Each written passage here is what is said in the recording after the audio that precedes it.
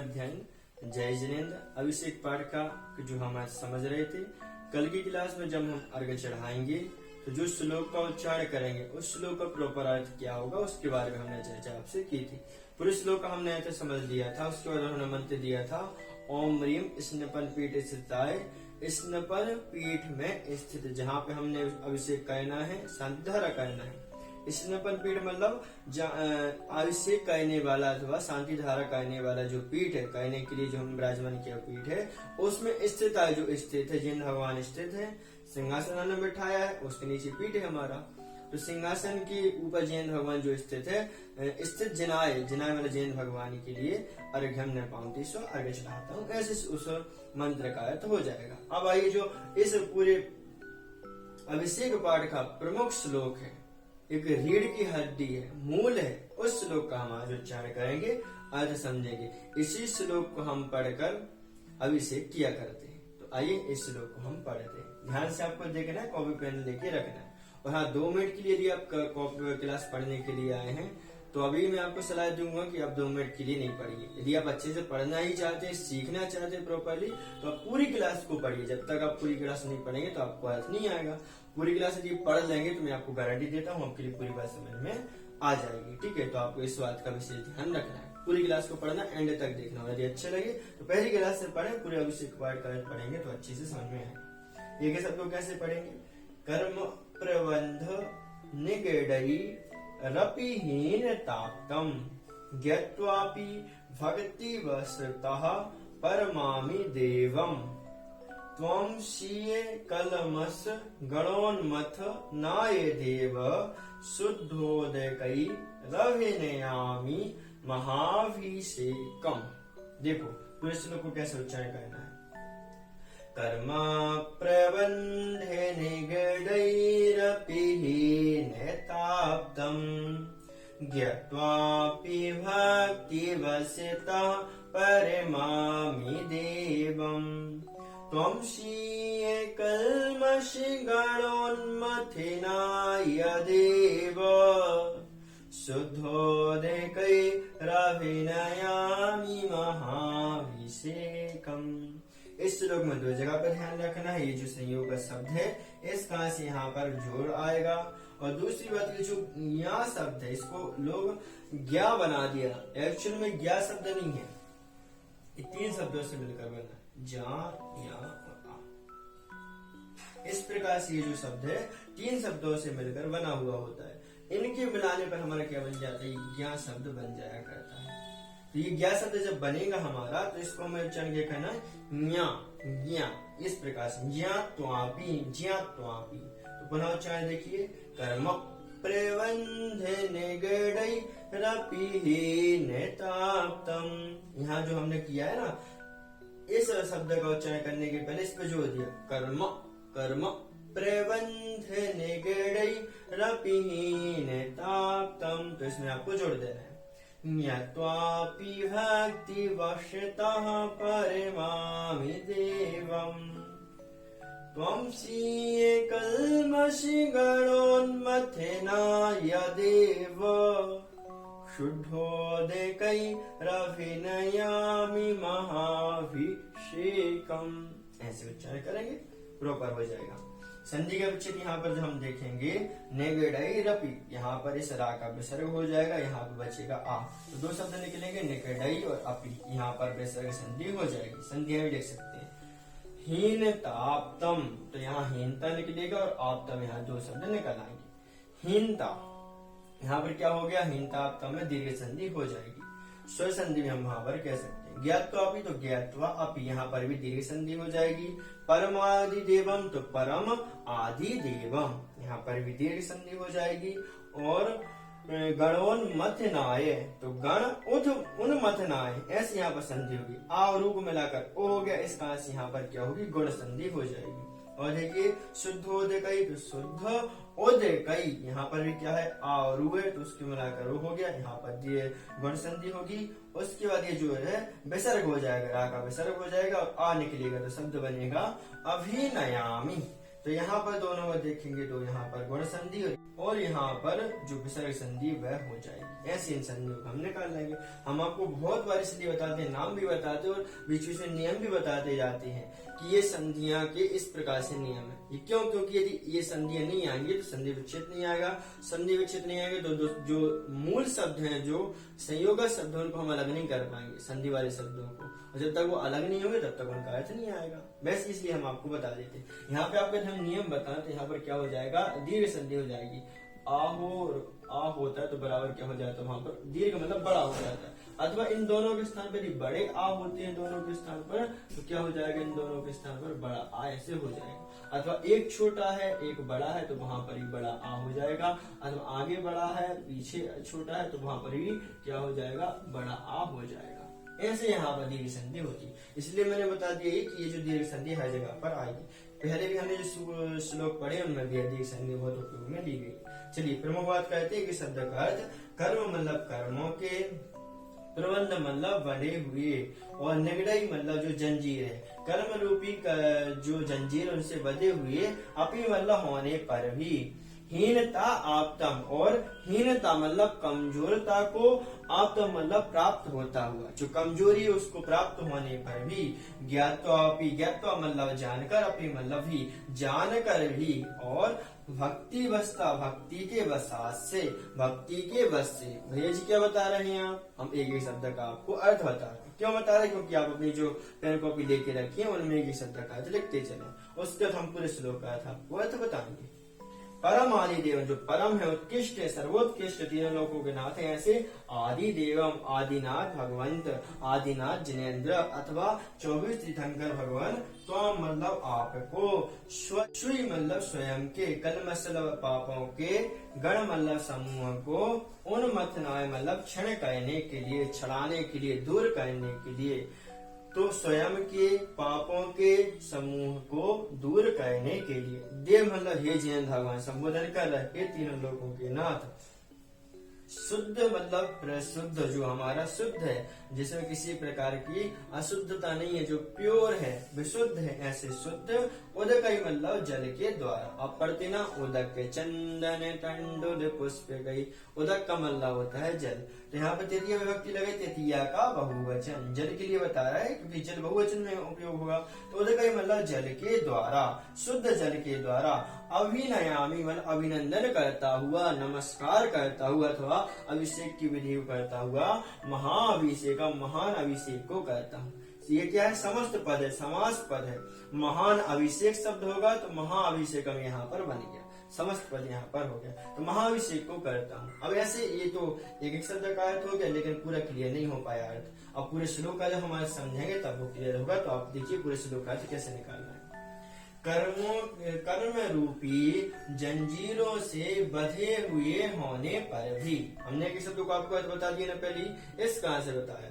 अब देखिए, कर्म रूपी जंजीरों से बंधे हुए होने पर भी, और दूसरी बात, हीनता आपतम, हीनता को प्राप्त होता हुआ भी, कमजोरता को प्राप्त होता हुआ भी। जो अभिषेक कर रहा है वो अपनी बात को कह रहा, वो अपने बारे में बता रहा, मैं कैसा हूँ, कर्म रूपी जंजीरों से बंधे हुए होने पर भी, हीनता को प्राप्त होता हुआ भी, और ज्ञात को आप ही जानकर, और कह रहे हैं क्या कहता हूँ, भक्ति वस्ता मतलब भक्ति के वसात होकर भी, किनकी, परम आदि देवम, परम मतलब जो सर्वोत्कृष्ट है, तीनों लोगों के नाथ, ऐसी आदि देव की, 24 तीर्थंकर भगवान की, तो मतलब आपको जानकर भी, आपकी भक्ति के वसात होते हुए भी, स्वकीय कलमश गण, स्वयं के पाप के समूह को उन्मतना मतलब दूर करने के लिए, स्वयं के जो पाप किए हुए हैं ना उनको दूर करने के लिए। आपने मथन शब्द सुना होगा, मतलब मथना, उन्मत मतलब उनको दूर करना, क्षण करना।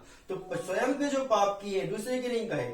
आचार्य ने जो लिखी बात, मांगनंदी महाराज, उन्होंने कहा मैंने स्वयं के पाप किए, जो स्वयं के जो मेरे जो पाप हैं, उन स्वयं के पापों के समूह को, गण देखा एक पाप नहीं है, समूह को दूर करने के लिए, देव मतलब हे जिनेन्द्र भगवान, मैं शुद्ध जल के द्वारा, प्रशुद्ध जल के द्वारा अभिनंदन करता हुआ आपका महाअभिषेक करता हूँ। यहाँ पर हम कलश लेंगे और अभिषेक की क्रिया को प्रारंभ करेंगे। अभिषेक जब हम मंत्र बोलेंगे तो आप क्या करेंगे, अभिषेक को करने लेंगे। ऐसे यहाँ पर अर्थ होगा। तो कह रहे स्वयं के बारे में 3-4 बातें बताई। मैं कर्म रूपी जंजीरों से बंधे हुए होने पर भी, और मेरी स्थिति कैसी है, हीनता को प्राप्त होता हुआ भी मैं, ज्ञात तो मतलब जानता, इन सभी बातों को जानकर भी मैं क्या कहता हूँ, भक्ति के वश होता हुआ, मैं ऐसा तो हूँ लेकिन भक्ति के वशित होता हुआ भी क्या कहता हूँ, परम आदि देवम, जो 24 तीर्थंकर भगवान है, तो आदिनाथ भगवान है, आदि देव है, आदिनाथ भगवान के लिए कहते हैं आदि देव, तो आदिनाथ भगवान है, तो मतलब आपके क्या कहता हूँ, शुद्ध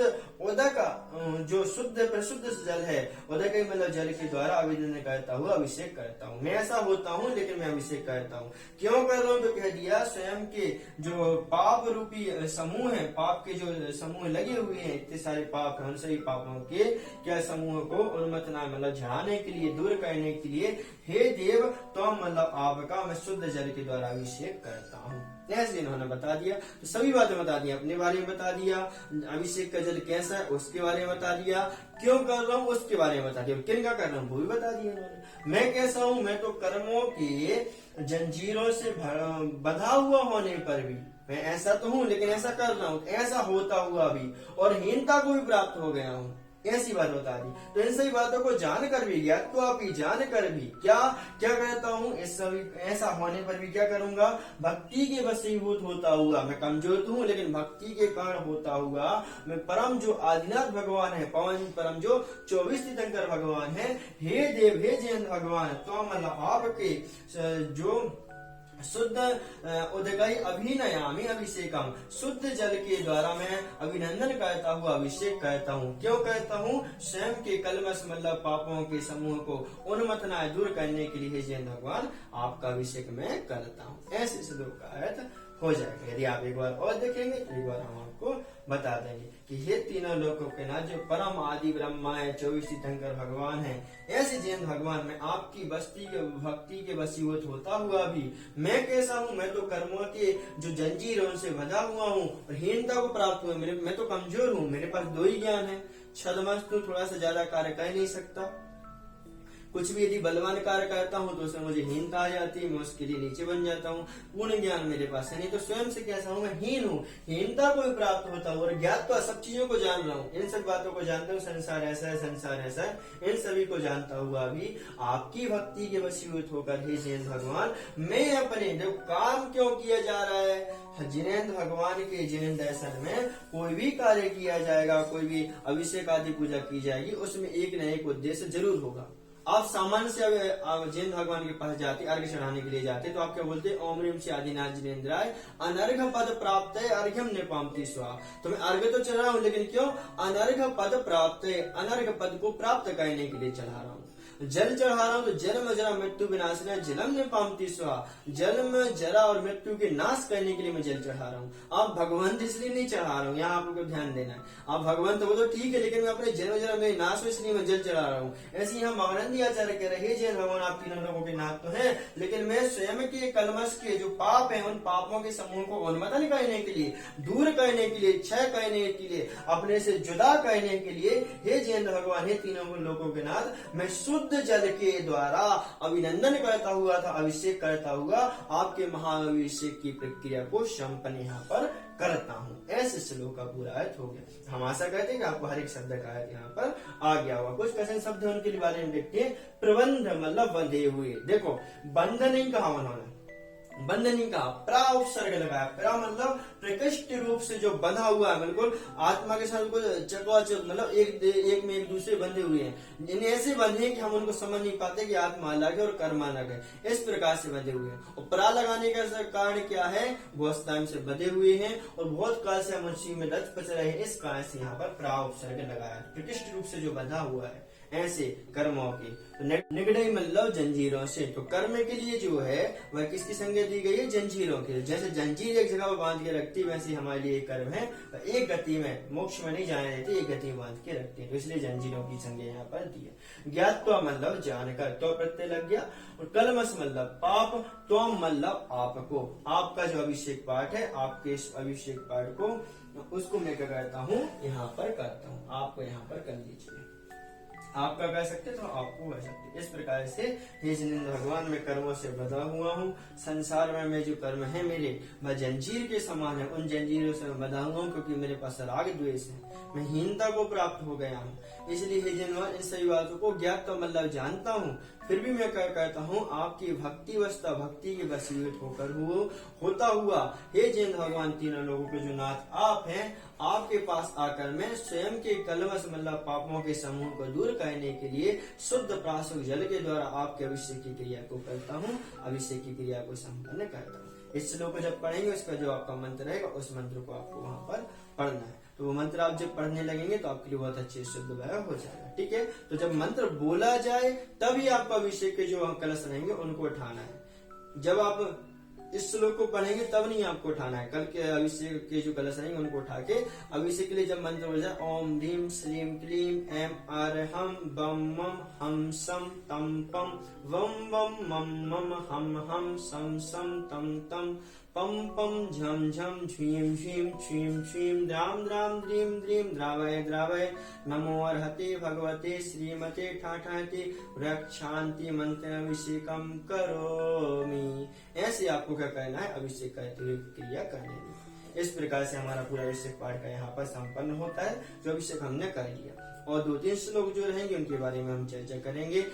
जो प्रक्षाल करने वाला श्लोक है, गंधोदक लगाने वाला जो श्लोक है, जैन भगवान को विराजमान करने के बाद विराजमान करने का, और जो अभिषेक के बाद पुष्प चढ़ाते आगे चढ़ाते उन सभी के जो श्लोक है उनके बारे में भी हम चर्चा करेंगे, उनके बारे में हम आज पूरा समझेंगे। ठीक है, तो ये हमारा पूरा श्लोक हो गया। अच्छा श्लोक था, बहुत इंपोर्टेंट है। ये रीढ़ की हड्डी हमको बताया ना, रीढ़ की हड्डी पूरे अभिषेक पाठ का, इसलिए आपको इसका अर्थ तो आना ही चाहिए। जब आप अर्थ आएगा आप श्लोक पढ़ते जाएंगे, अर्थ भी आएगा, जब मंत्र के साथ उसका अभिषेक करेंगे तो साथ ही साथ पुण्य बढ़ाने वाला होगा। ठीक है, इस प्रकार से हमारे साथ बने रहिए। यदि आपको पूरा श्लोक का अर्थ समझ में आया तो एक लाइक करके जरूर जाइए और कमेंट बॉक्स में बताइए आपके लिए क्लास समझ में आई है। कोई बात यदि समझ में नहीं आती है तो उस शब्द का, उस बात का अर्थ आप पूछ सकते हैं। यदि हमारे चैनल से आप नए बने हैं तो इसे सब्सक्राइब कीजिए। और यदि आप हमारे साथ ऐसे ही बनना चाहते हैं, जो हमारे साथ जो स्वाध्याय का क्रम चल रहा है रेगुलर करना चाहते हैं, तो डिस्क्रिप्शन बॉक्स में आपके लिए हमारे जो टेलीग्राम ग्रुप और व्हाट्सएप ग्रुप की लिंक मिल जाएगी। वहां से जाके आप जुड़ सकते हैं और अपनी जिज्ञासा का समाधान वहां पर कर सकते हैं। जैन भगवान के जो जैन ग्रंथ है, स्त्रोत्र आदि है, उन सभी का अर्थ, भावार्थ और पूरे जैन दर्शन का जो सार है उसको भी आप समझ सकते हैं। ठीक है, अगली क्लास में मिलेंगे, तब तक के लिए नमस्कार, जय श्री।